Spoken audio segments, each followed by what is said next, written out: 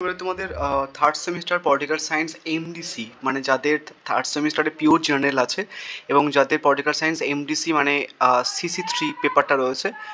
তোমাদের এই সিলেবাসটা আমি ভেবেছিলাম তোমাদের ডিএসসি 3 সিলেবাসের সঙ্গে তোমাদের সিলেবাসটা সেম আছে, মানে অনার্সদের যে প্রথম পেপারটা অন্যান্য পেপারের ক্ষেত্রে এটাই কিন্তু ছিল, বাট তোমাদের কিন্তু সেপারেট আলাদা সিলেবাস দিয়েছে, ওটা একটুখানি আমি গুলিয়ে ফেলেছিলাম। নোটস অ্যাকচুয়ালি রেডি ছিল, বাট বুঝতে পারিনি যে এরকম টাইপের কিছু হবে, ভুলেও গেছিলাম। এনিওয়েজ, তো তোমাদের কিন্তু মোটামুটি কয়েকটা জিনিস একটুখানি মাথায় রাখলে হয়ে যাবে, খুব একটা বেশি পেপারটা কঠিনও নয়। অ্যান্ড সব থেকে খারাপ দিক হচ্ছে পেপারটার কোনো প্রিভিয়াস ইয়ারের কোশ্চেন্স অ্যাভেলেবেল নেই। মানে এই সিলেবাসটা ক্যালকাটা ইউনিভার্সিটিতে হুবাহু কোনো টপিক বা হুবাহু কোনো সিলেবাস অ্যাকচুয়ালি ছিল না প্রিভিয়াস ইয়ারে, বাট কিছু কিছু পোর্শনস অ্যাকচুয়ালি প্রিভিয়াস ইয়ারে ছিল। মানে কোনো কোনো পেপারে ধরো তোমাদের এই যে এমডিসি পেপার, এটা তো আগে হচ্ছে কি সিসি 7 সিসি 8 বা সিসি 3 এরকম পেপার থাকতো। তা সব কটা টপিক কোনো না কোনো সিলেবাসের মধ্যে এক পার্ট করে ছিল, ঠিক আছে। বাট একদম হুবাহু এই সিলেবাসটা কোনো সিলেবাসের মধ্যে ছিল না, যেমন আগে এই সম্পর্ক ছিল কোনো না কোনো পেপারের মধ্যে, ঠিক আছে।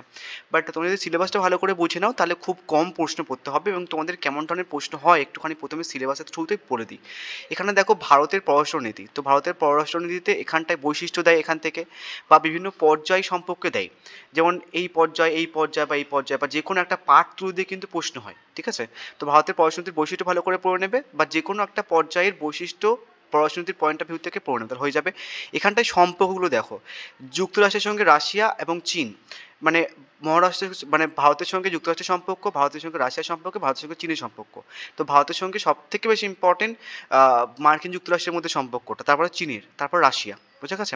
তো এই দুটো মানে ভারতের সঙ্গে যুক্তরাষ্ট্রের সম্পর্ক, ভারতের সঙ্গে চীনের সম্পর্কটা ভালো করে পড়ে নেবে, তাহলে কিন্তু মোটামুটি তোমরা পেয়ে যাবে ভালো প্রশ্ন একটা।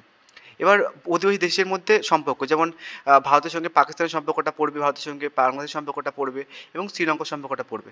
যদি প্রশ্ন সহজ হয় তাহলে কিন্তু নেপাল এবং ভুটানও দেয়, আমি পরীক্ষায় দেখেছি অন্যান্য সিলেবাসের মধ্যে, তখন কিন্তু নেপাল ও ভুটানও দিয়ে, যদি প্রশ্ন যদি সহজ হয়, যদি কঠিন হয় তাহলে কিন্তু পাকিস্তান, বাংলাদেশ এবং শ্রীলঙ্কার মধ্যে তোমরা একটা মাস্ট পাবে। নেক্সট এখানটা দিয়ে হচ্ছে দুটো সম্পর্কে পড়তে হবে, জাতিসংঘ এবং ইউরোপীয় ইউনিয়নের মধ্যে সম্পর্কটা ভালো করে পড়ে নেবে তোমরা, তাহলে কিন্তু হয়ে যাবে। এবার এখানটাই নর্মালি তোমাদের বেশি প্রশ্ন রাখিনি আমি, এখানটা তোমাদের 6টা প্রশ্ন রেখেছি, ওই 6টাই করে তোমরা কিন্তু হয়ে যাবে। এবার যারা কোশ্চেন প্যাটার্ন জানো না বা তাদের একটুখানি বলে দিই, তোমাদের টোটাল 5 মার্কসের 5টা প্রশ্ন আসবে, যে কোনো 3টে লিখতে হবে। 15 মার্কসের হচ্ছে কি যে 3টে আসবে, যে কোনো 2 লিখতে হবে, এবং মডিউল 1 থেকে এটা। মডিউল 2 থেকে হচ্ছে কি যে তোমার 15 মার্কসের 3টে আসবে, 2 লিখতে হবে। তাহলে প্রশ্ন প্যাটার্ন ক্লিয়ার।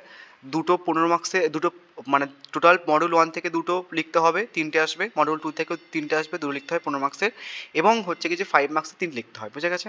এবার প্রশ্নগুলো দেখে নাও। প্রথম প্রশ্ন হচ্ছে কি যে তোমার 1947 থেকে 1962 সময়কালে ভারতের পররাষ্ট্রনীতির মূল বৈশিষ্ট্য, বা বলতে পারে যে পররাষ্ট্রনীতি কী বা বিদেশ নীতি কী, ভারতের পররাষ্ট্রনীতির বৈশিষ্ট্যগুলো আলোচনা করো, ঠিক আছে। এটা মোস্ট ইম্পর্টেন্ট প্রশ্ন।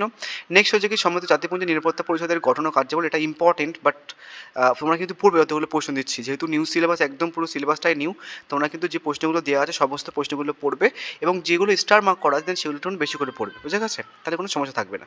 নেক্সট 3 নম্বর প্রশ্ন, পশ্চিম ইউরোপের সংহতির স্বাধীনের প্রক্রিয়ায় জাতিসংঘ এবং ইউরোপীয় ইউনিয়নের মধ্যে, মানে জাতিসংঘ এবং ইউরোপ ইউনিয়নের ভূমিকা, তুমি যদি এই দুটো সম্পর্ক পড়ে নাও কিন্তু হয়ে যাবে। নেক্সট হচ্ছে কি তোমার আন্তর্জাতিক রাজনীতি, চীন ও জাপানের মধ্যে জাপানের গুরুত্ব, ভারত ও পাকিস্তানের মধ্যে সম্পর্ক ইম্পর্টেন্ট। কেন ইম্পর্টেন্ট? দেখবে যে ভারত ও পাকিস্তানের মধ্যে সমস্ত সময় ঝামেলা শুরু হতে থাকে, তো এই সম্পর্কটি ইম্পর্টেন্ট। নেক্সট হচ্ছে কি যে ভারত ও বাংলাদেশের মধ্যে সম্পর্ক, সব থেকে বেশি ইম্পর্টেন্ট ভারত ও বাংলাদেশ, যেহেতু রিসেন্ট টপিক এটা। নেক্সট ভারত ও মার্কিন যুক্তরাষ্ট্রের মধ্যে সম্পর্ক, স্টার মার্ক প্রশ্নগুলো ভালো করে দেখে যাবে। নেক্সট ভারত ও চীনের মধ্যে সম্পর্ক, এবং সম্মিলিত জাতিপুঞ্জের সাধারণ সভার গঠন ও কার্যাবলী। এবার কিছু 9টা একদম সব থেকে বেশি ইম্পর্টেন্ট প্রশ্ন রেখেছি মডিউল 1 থেকে। তো তোমাদের দুটো লিখতে হয় পরীক্ষাতে, মডিউল 1 থেকে 15 মার্কসে, তুমি যদি 9টা প্রশ্ন করে নাও, তিনটে কমন পেয়ে যেতে পারো, আদারওয়াইজ দুটো তোমরা মাস্ট কমন পেয়ে যাবে। এবং কিছু এক্সট্রা প্রশ্ন রেখেছিলাম পড়াশোনাতে বিভিন্ন পর্যায়গুলো, যেগুলো তোমাদের বললাম, তো বসিওটা করে নিলে বিভিন্ন পর্যায় অনুযায়ী, তাহলে কিন্তু হয়ে যাবে।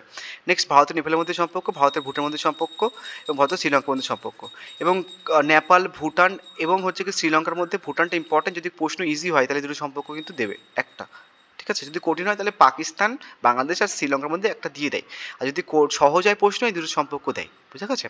এবার মডিউল 2 থেকে দেখো, মডিউল 2 এর টোটাল বেশি প্রশ্ন রাখিনি আমি।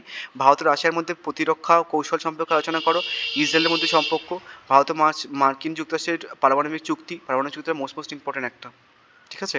এবং জোট নিরপেক্ষ আন্দোলন কাকে বলে? মূল শক্তি বৈশিষ্ট্য বর্তমানে জোট নিরপেক্ষ আন্দোলনের প্রাসঙ্গিকতা, ভারতীয় বিশ্ব ব্যাংক এবং ভারতীয় বিশ্ব বাণিজ্য সংস্থা। ঠিক আছে? বেশি প্রশ্ন রাখিনি, 6টা রেখেছি, এখানে সবকটা করে নেবে, এখান থেকে তোমরা 3টে পেয়ে যাবে, সমস্যা নেই। 5 মার্কসের প্রশ্ন দেখে নাও। প্রথমে জোট নিরপেক্ষ আন্দোলন কি? এবার জোট নিরপেক্ষ আন্দোলন তোমার কিন্তু এখানটা হয়ে যাচ্ছে, তোমাকে এখানটাকে করতে হচ্ছে না। ভারত ও রাশিয়ার মধ্যে সম্পর্ক, এটা করবে। নেক্সট 1947 থেকে ভারত ও চীনের মধ্যে সম্পর্ক, জাতিসংঘের মধ্যে সম্পর্ক। নেক্সট পররাষ্ট্রনীতির প্রধান নির্ধারকগুলি আলোচনা করো। এনপিটি টিকা লেখো।